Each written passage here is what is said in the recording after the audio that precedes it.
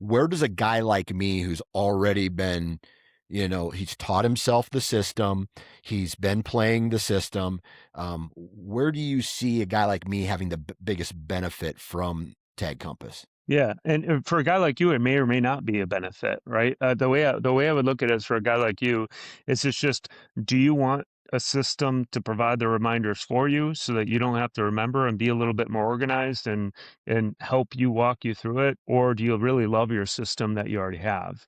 And if you love your system you already have, it may not be for you. If you're someone though that has all this, like I have a friend and he's like, Matt, this is awesome. I have my whiteboard in my basement. He has a system and a process and a strategy, but he said he's already missed quite a few application dates and deadlines. Well, he needs maybe a better system where this will connect to your calendar. It'll provide the reminders in there. It'll walk you through the application process. So he needs a better one than what he has. You might not, right? Yeah. Can you Yeah. do any of this in advance where, like, for example, I want to apply in 2027 for an archery elk hunt in Wyoming for Unit X. Can I fill that all out beforehand and then like click a button and then I don't need to worry about it? I just next year when application season hits, I'm automatically kicked into that. I wish it was that simple. Unfortunately, the Okay, DNR websites, there's a law associated with having a bot. Now, it's possible programming wise, that's possible, but legality wise, it's not possible. Um, gotcha. so you Okay. can't do that. Yeah. Okay. Yep. All right. But uh but the reminder is there for you to go and do it. Correct. Yep. Right. Yep. Now, do application entries take place through your platform or do you still have to go to other places to submit?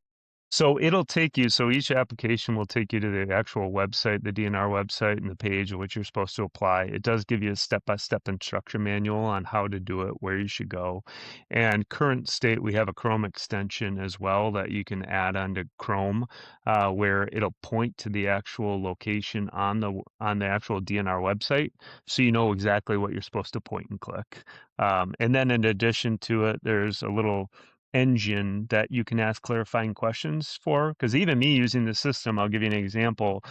When Colorado application deadlines were up, I'm sitting here trying to figure it all out. And even with my application strategy, I had some questions. So I just entered in my questions to the bot and it answered for me exactly what I was supposed to click on and where. So it helps you with that too. Gotcha. Who's your demographic for this platform?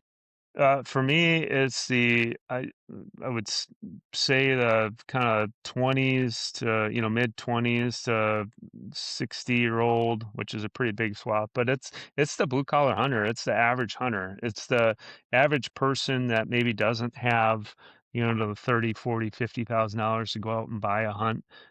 They're trying to apply for it and do it themselves, and they're hardworking. They have a full-time job, and they don't have a full-time ability to try to manage this on their own or the finances to pay someone to do it for them.